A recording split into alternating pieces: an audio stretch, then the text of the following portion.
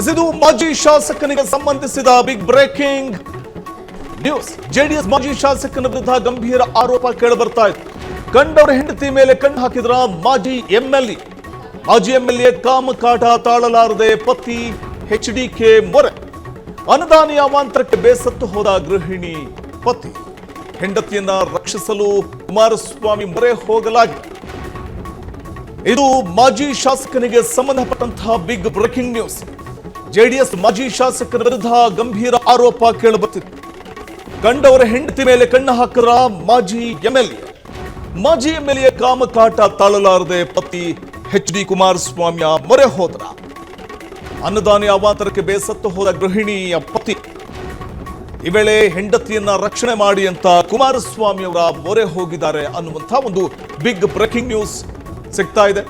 ಇದು ಜೆಡಿಎಸ್ ಮಾಜಿ ಶಾಸಕನ ವಿರುದ್ಧದ ಗಂಭೀರ ಆರೋಪ ಪ್ರಕರಣ. ಇದು ಕಂಡವರ ಹೆಂಡತಿಯ ಮೇಲೆ ಕಣ್ಣು ಹಾಕಿದ ಮಾಜಿ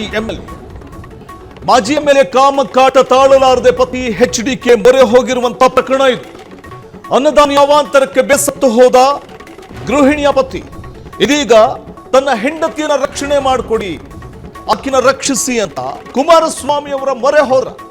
ಜೆಡಿಎಸ್ ಮಾಜಿ ಶಾಸಕನ ವಿರುದ್ಧ ಗಂಭೀರ ಆರೋಪ ಕೇಳಿಬರ್ತಾ ಇದೆ. ಹೆಂಡತಿಯನ್ನ ರಕ್ಷಿಸಲು ಕುಮಾರಸ್ವಾಮಿಗೆ ಮೊರೆ ಹೋಗಲಾಗಿದೆ. ಮಾಜಿ ಎಂಎಲ್ಎ ಕಾಮಕಾಟ ತಾಳಲಾರದೆ ಪತಿ ಎಚ್ಡಿಕೆ ಮೊರೆ ಹೋಗಲಾಗಿದ್ದು, ಪ್ರಮುಖವಾಗಿ ಈ ಪ್ರಕರಣ ಭಾರಿ ಸದ್ದು ಮಾಡ್ತಾ ಇದೆ, ಭಾರಿ ಚರ್ಚೆಗಳೇ ಮಾಡಿಕೊಡ್ತಾ ಇರುವಂತದ್ದು. ಅದು ಒಬ್ಬ ಮಾಜಿ ಎಂಎಲ್ಎ ಪ್ರಕರಣ. ಇದು ಮಳವಳ್ಳಿ ಮಾಜಿ ಎಂಎಲ್ಎ ಅನ್ನದಾನಿಯವರೇ, ಏನಿದು ಕಂಡವರ ಪತ್ನಿ ಜೊತೆ ಸಂಬಂಧ ಇರೋದು ನಿಜಾನ? ಎಚ್ಡಿಕೆಗೆ ಬಂದ ದೂರಿನ ಬಗ್ಗೆ ಏನಂತೀರಾ ಅನ್ನದಾನಿಯವರೇ? ಕಂಡವರ ಹೆಂಡತಿ ಮೇಲೆ ಕಣ್ಣು ಹಾಕಿದ್ದು ನಿಜಾನ?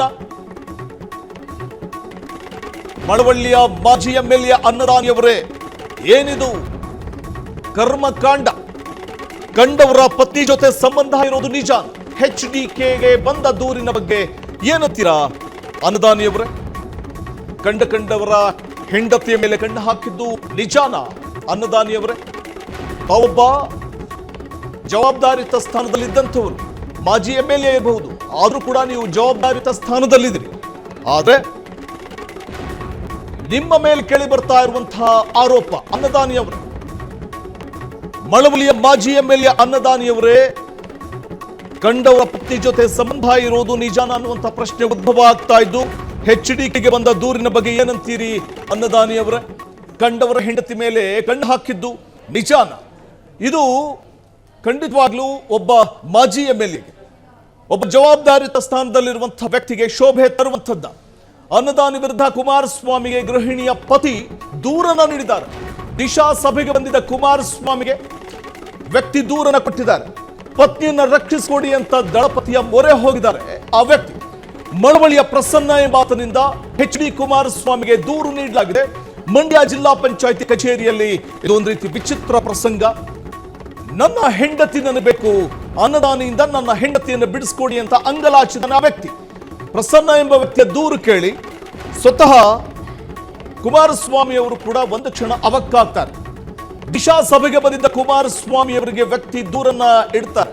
ದಿಶಾ ಸಭೆಯಲ್ಲಿ ಸಾಮಾನ್ಯವಾಗಿ ಆಗಬೇಕಾಗಿರುವಂತಹ ಅಭಿವೃದ್ಧಿ ಕೆಲಸಗಳ ವಿಚಾರ ಆಗಲೇ ಒಂದಷ್ಟು ಚರ್ಚೆ ಆಗ್ತಾ ಇರುತ್ತೆ.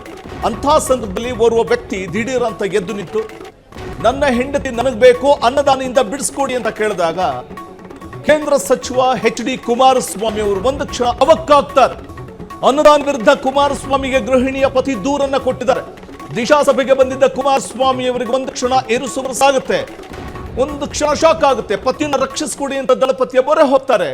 ಆ ವ್ಯಕ್ತಿ ಮಾಜಿ ಎಂಎಲ್ಎ ಕಾಮಕಾಟ ತಾಳಲಾರದೆ ಪತಿ ಎಚ್ಡಿಕೆಯ ಮೊರೆ ಹೋಗಿರುವಂತಹ ಒಂದು ಪ್ರಸಂಗ ಇದು. ದಿಶಾ ಸಭೆಯಲ್ಲಿ ಕೇಂದ್ರ ಸಚಿವರು ಆಗಿರುವಂತಹ ಎಚ್ಡಿ ಕುಮಾರಸ್ವಾಮಿ ಅವರು ದಿಶಾ ಸಭೆಯ ನೇತೃತ್ವ ವಹಿಸಿ ಪ್ರಮುಖ ಜಿಲ್ಲೆಯ ಅಭಿವೃದ್ಧಿ ವಿಚಾರಗಳ ಕುರಿತಾಗಿ ಚರ್ಚೆಯನ್ನ ಮಾಡ್ತಾ ಇರ್ತಾರೆ. ಸಾಮಾನ್ಯವಾಗಿ ದಿಶಾ ಸಭೆಯಲ್ಲಿ ಇಂಥ ಪ್ರಸಂಗ ಒಂದು ಅಪರೂಪಕ್ಕೆ ನಡೀತು ಅಂತಂದಾಗ ಸಹಜವಾಗಿ ಅಲ್ಲಿದ್ದವರಿಗೂ ಒಂದು ರೀತಿಯ ಶಾಕ್ ಆಗುತ್ತೆ.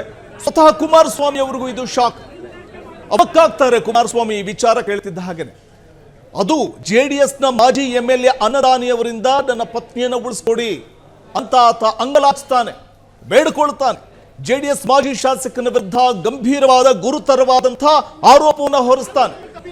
ಇದು ಕೇಳಿ ಕುಮಾರಸ್ವಾಮಿ ಅವರು ಒಂದು ಕ್ಷಣ ಅವಕ್ಕಾಗ್ತಾರೆ.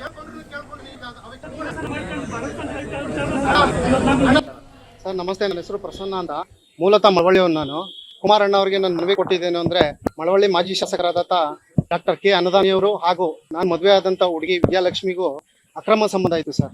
ಅದರ ವಿಚಾರವಾಗಿ ಕುಮಾರಣ್ಣ ಅವರ ಹತ್ರ ಮನವಿ ಮಾಡಿಕೊಂಡು ನನಗಾಗಿರೋ ಕಷ್ಟದ ಬಗ್ಗೆ ಪರಿಹಾರ ಕೊಟ್ಟು ದಯವಿಟ್ಟು ನನಗೆ ನ್ಯಾಯ ಕೊಡಿಸಿ ಅಂತ ಕುಮಾರಣ್ಣ ಅವ್ರನ್ನ ಕೇಳ್ಕೊಂಡು ಬಂದು ಮನವಿ ಕೊಟ್ಟಿದ್ದೀನಿ ಸರ್.